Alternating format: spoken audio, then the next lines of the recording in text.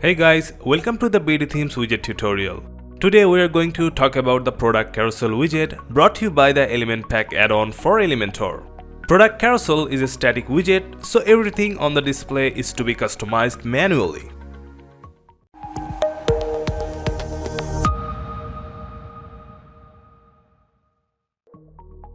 Starting with dropping the widget inside Elementor editor page, what you see is the default view of the widget interface.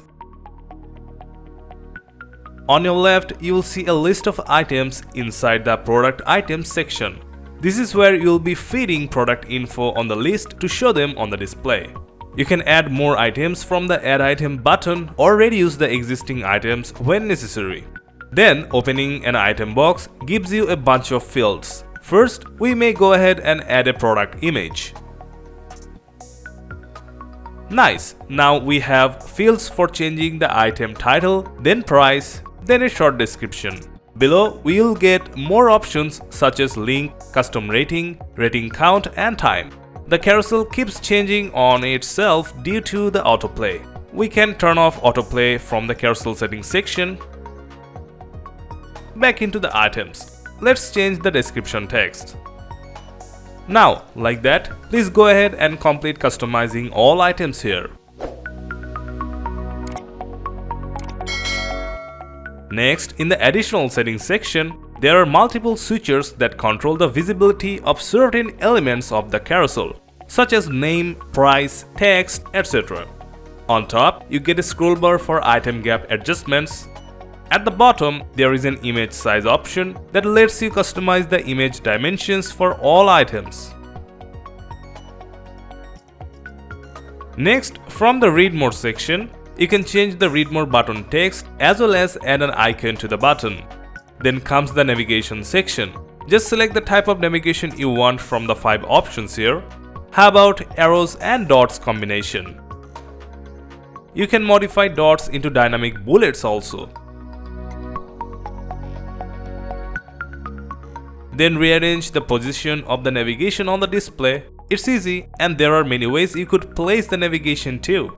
Be amazed that you can switch between 23 arrowhead styles here. And it's possible to hide arrows on mobile view. Next, the carousel settings section holds mostly animation controls for the widget, such as the layout, autoplay, loop, animation speed, etc. So, let's jump into the style part. The first section, Items, lets you adjust content padding on the carousel. You'll need this if you want to create different content styles.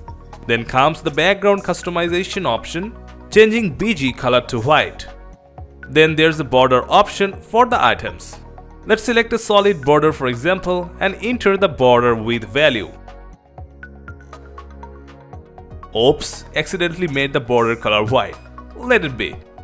Now add border radius value if you want to curve the edges of the items. Below are the padding option, box shadow, and match padding adjustments. Switching to the hover subsection, we can change background, border, and box shadow colors to create hover effects. Switching back to the normal mode, let's set a box shadow for this. There are a bunch of adjustments here, so take your time exploring the shadows. Next, in the image section, we can add borders to the images. Once applied, you can further customize the direction of the border to create new type of interface styles. Like this. We added a dashed border at the bottom part only. Then make the border black in color. You may customize the border radius to curve the edges of the images, zeroing both radius and padding here.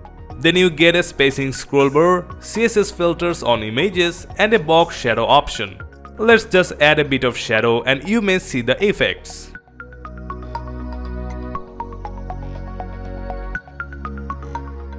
Next, going into the title section, you can paint the title text in any color you want. Then adjust spacing or customize the font using typography control. There's also a text shadow option available. Then comes the price section. Let's highlight the price with a bright color. Same spacing and typography options available. Just go for the font now and match it with the title.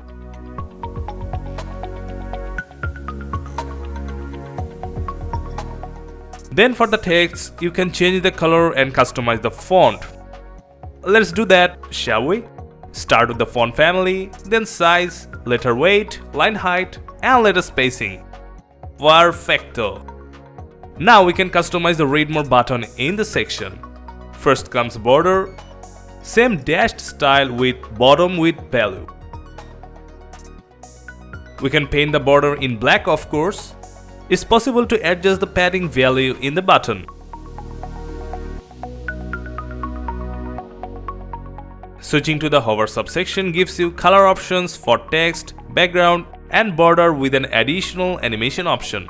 Let's tune up the colors and check. Then you could change the font settings too to match with others. Then comes the rating customizations. Let's change the rating color first. There is a separate color control for the count text with the typography option right below. After the rating comes the time section. Here we can change the color of the timestamp as well as customize the typography.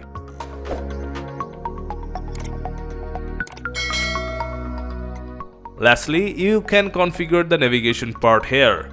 There is a separate set of options for the arrows and dots. And the options for arrows breaks into normal and hover, while for dots they are normal and active. You can go for the color first and then carefully configure the rest for more style.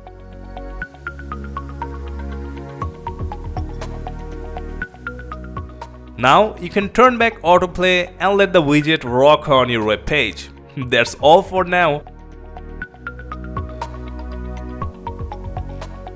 Hope this video helped you. Please like, share and subscribe to this channel for new tutorial updates. Stay safe and see you next time.